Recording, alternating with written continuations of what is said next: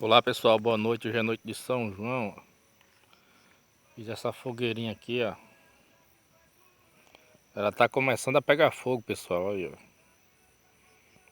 Tá meio frio, mas São João ajuda. E ela vai queimar, né? Porque fogueirinha de São João não pode passar sem queimar. Se Deus quiser. E São João também. Ela vai queimar aí, pessoal. Aqui tá escuro, ó. Tô clareando com uma lanterna.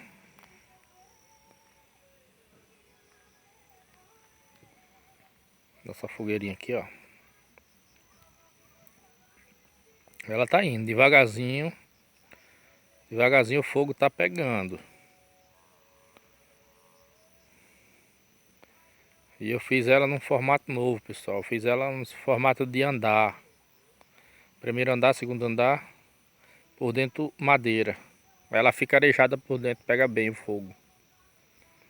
A madeira não é madeira grossa. É uma madeirinha meia fina. Então queima rápido. Isso aí, pessoal que acompanha o canal Rural Nordeste. Aquele abraço.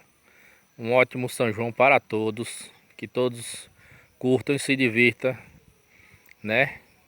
Com saúde, paz e Deus no coração. Fica todos com Deus. Aquele abraço do canal Rural Nordeste. E um abraço meu, que sou o criador deste canal, pessoal. Emanuel Pedro Filho. Um feliz São João a todos. Fica todos com Deus. E tchau, pessoal.